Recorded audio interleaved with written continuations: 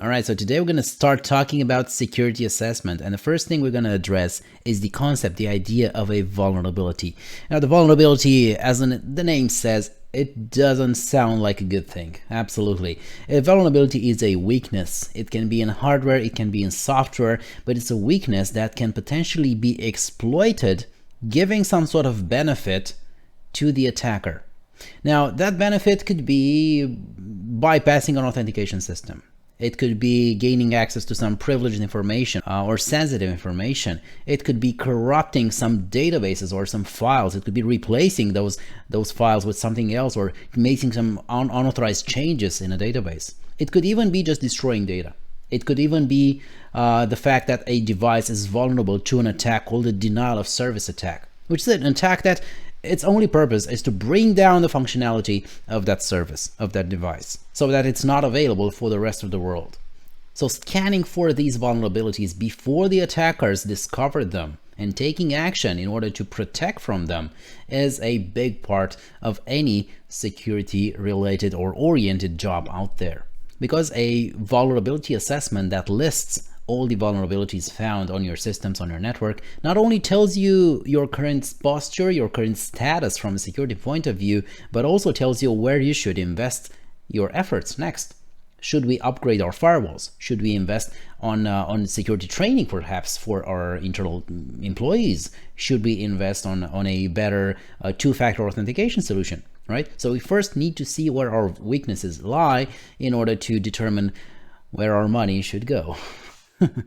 And there are a number of places where we can look for those vulnerabilities. Number one being the actual applications, the application code itself. Now, the applications are a security risk because most applications rely on some sort of user input. Otherwise, the application doesn't do much, right?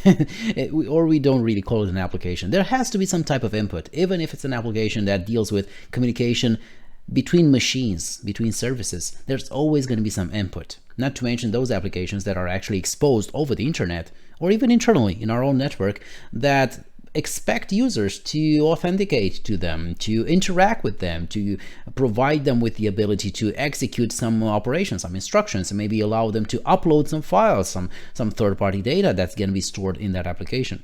So with all this input comes a great risk of actually exploiting a potential vulnerability in that application. And it's worth mentioning here that the danger doesn't specifically lie in the fact that an application can be exploited, but in the fact that an attacker can gain access to your rest of the network through that compromised application. Because if an attacker manages to execute his or her own code using the same privileges that your, let's say, web server that is currently hosting your website has, well, then they're going to be able to execute whatever commands they want on a server that belongs to you. Now, on a server that normally just deals with delivering the web pages, now that's a server that the attacker can control. And it can gain access, the attacker can gain access to that server through a vulnerable application that allows them to execute their own code. So it's not just the fact that you will be losing, let's say, access or control over a single application. You might actually lose access to your entire infrastructure just because there's a vulnerable component in one single vulnerable internet exposed application.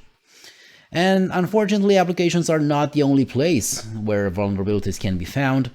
We can also look at vulnerabilities in the actual operating system or the OS kernel. This one stands for any type of operating system out there. It can be Windows, it can be Linux, it can be Mac OS. It can even be about some very limited, small footprint operating systems that are running on embedded devices or smart home devices in your home.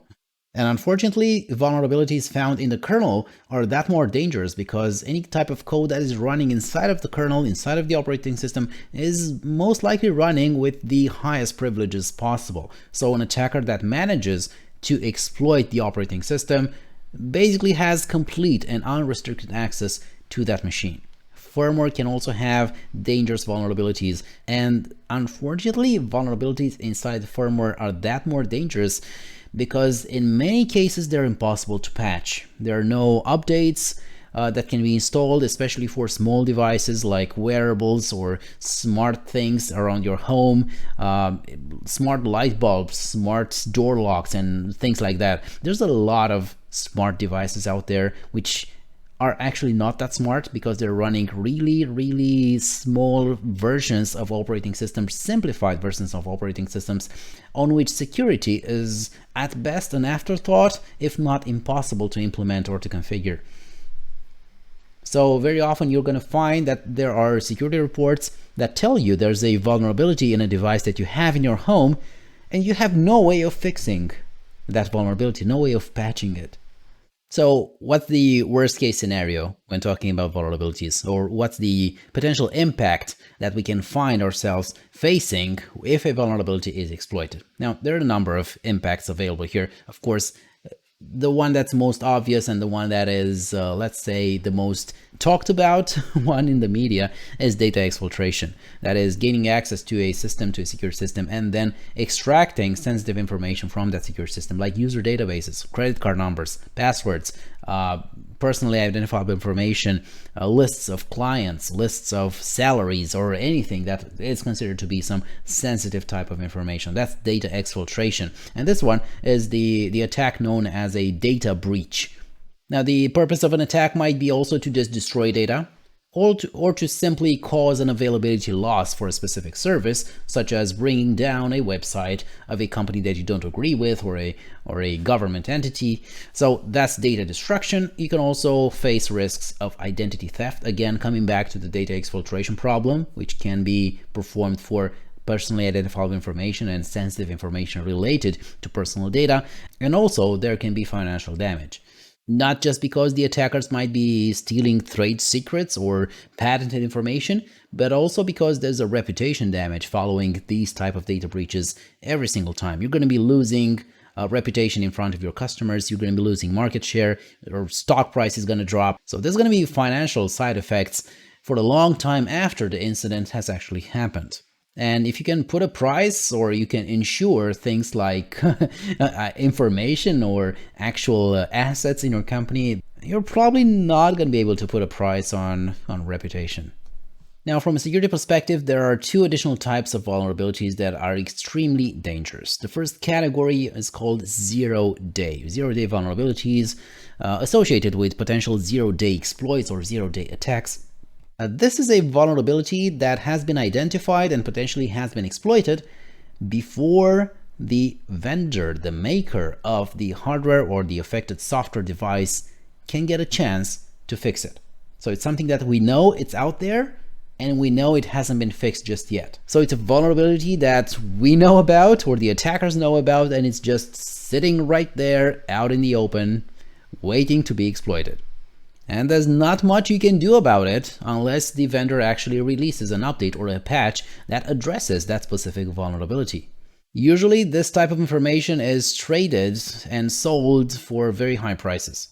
Because imagine if somebody were to find a vulnerability that applies to all the iPhones out there all over the world, and you're the only person who knows about it. How much somebody else would be willing to pay for this type of information before even Apple finds out about it?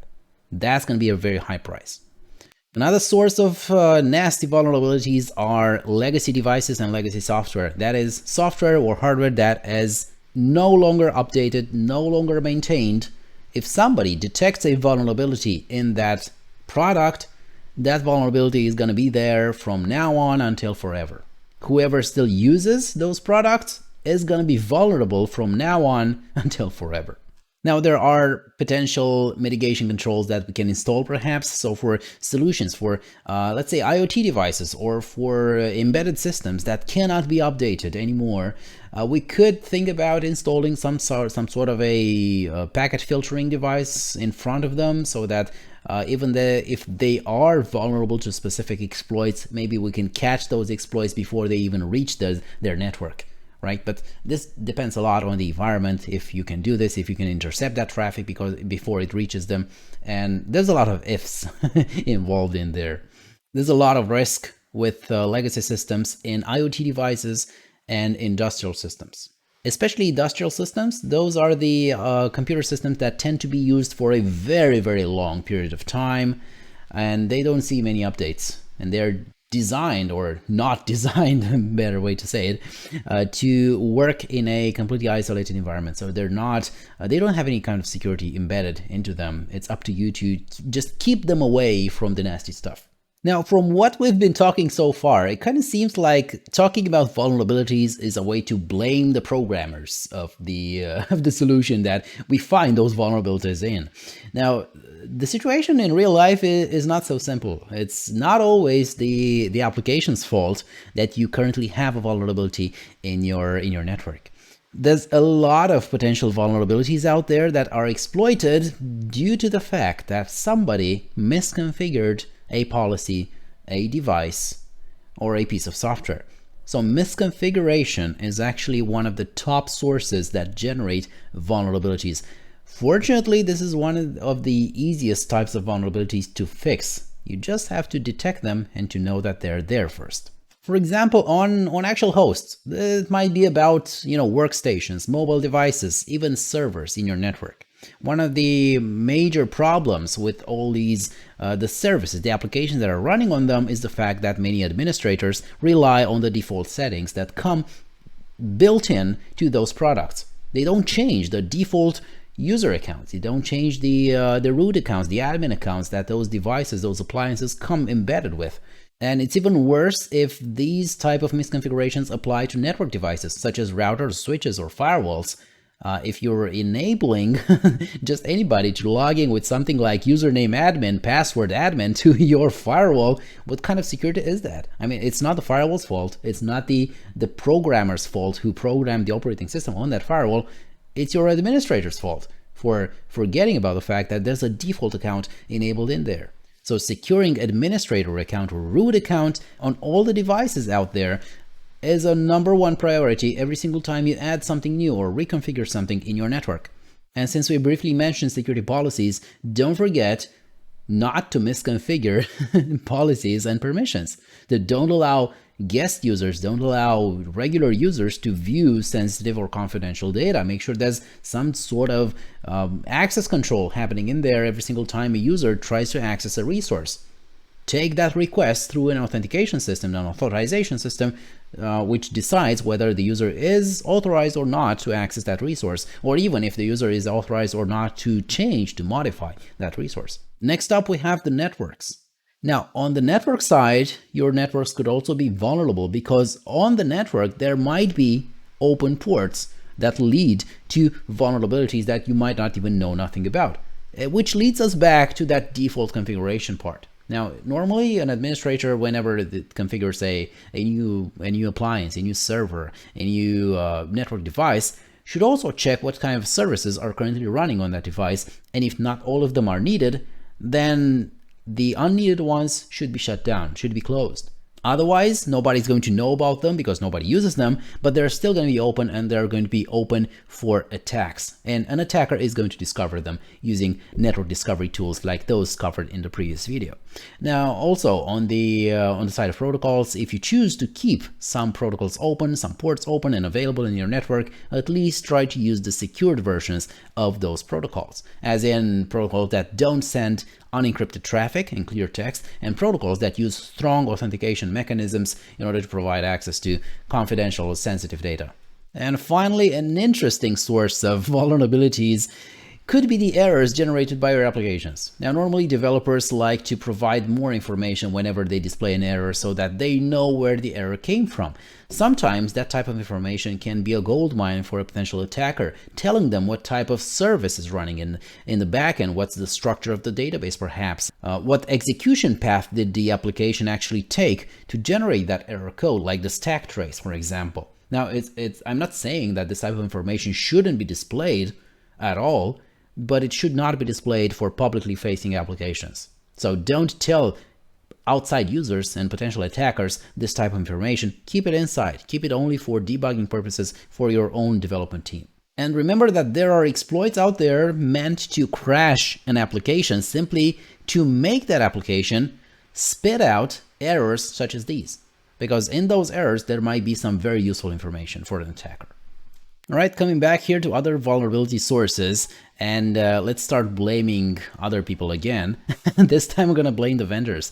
Now, vulnerabilities can hit you back from the vendor side if the vendor actually has a problem in developing that product. So choosing a specific vendor for a product, which is also a way of saying performing vendor management when selecting IT products, is a big part of the purchasing process. If you trust the product that comes from a vendor's factory or from a vendor's development team, you should trust that vendor as well. So that's, you can be pretty sure that the vendor did not install some backdoors or some malware in the products that are coming from it. Also, and this might happen often with any kind of vendor out there, is the fact that whenever a vulnerability is discovered in a product, you're probably going to have to rely and wait for the vendor to release a fix or a patch in order for you to be able to protect your network based on that released patch. Now, how fast is the vendor going to move in order to develop that patch and that solution? It depends on the maturity of that vendor, and of course depends on how much they're willing to invest in R&D and security maintenance in order to keep their customers' security happy. And I'm sure you can think about at least a couple of vendors that don't really give a damn about their security vulnerabilities. Now, from a developer perspective, if you're a company that develops applications, writes code, you're probably going to be reusing third-party code. You're going to be importing third-party libraries. You're going to be using SDKs, maybe code samples from other vendors out there. Any type of code that you're embedding or importing into your main product can be a source of vulnerabilities. So third-party code, third-party libraries can also bring new features, but also new bugs and new vulnerabilities. So a thorough software development testing process with security embedded at each step. So we're basically looking for security flaws, even starting from the unit tests, is going to be an important part of the development process. Don't forget about security at every level. And nowadays, with the prevalence of cloud providers and cloud storage solutions, even for production data or for backup data, or for content delivery networks in order to better serve different parts of the globe and to deliver content closer to the user clients, their user mobile devices, for example, there's a lot of reliance on cloud storage or on storage offered by third-party companies. So any data breaches that affect those companies are going to affect your data as well. So if you have an application that stores user profile data, if you have an application that stores financial data, and you rely on a third-party company to store that for you and to distribute it all over the globe, well, their data breaches are going to become your data breaches. And if insurance can cover some of the losses incurred from such a data breach, well, no insurance can cover the losses that you will suffer from a reputation perspective. Finally, we have cloud infrastructure. Now, the cloud is not new. It has been around for more than a decade, and more companies are starting to move at least parts of their services into some cloud service provider.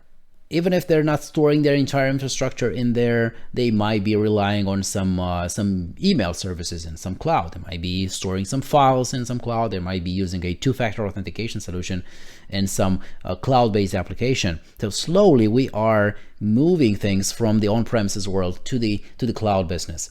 Now, security policies should apply to cloud infrastructure as well. Not everybody knows how to implement security policies in a cloud environment. Not everybody has complete understanding on how a specific cloud vendor designs its own authentication and authorization solutions in order to better protect those resources. So more often than not, cloud infrastructures are less protected than the actual on-premises, the equivalents that we've had since the invention of the computer. And there's also a fine line whenever you're moving towards the cloud between who's responsible for what in a cloud infrastructure. In most cases, between you and the cloud service provider, there's a shared responsibility model where the cloud service provider is responsible for a part of the infrastructure and its security, but you're responsible for whatever comes on top of that infrastructure, like the operating systems or the applications, not to mention your own user data that you're storing in there. Even though it's stored on somebody else's infrastructure, it's still going to be your responsibility to protect access to it and to ensure that you're taking all the necessary measures to protect it against outside threats. Alright, so this is where vulnerabilities can come from. Later on, I'm going to talk about methods of discovering them. But for now, if you want to talk more about this topic, leave a comment. And if you enjoyed this, like and subscribe. Thank you so much for watching and see you next time. Bye bye.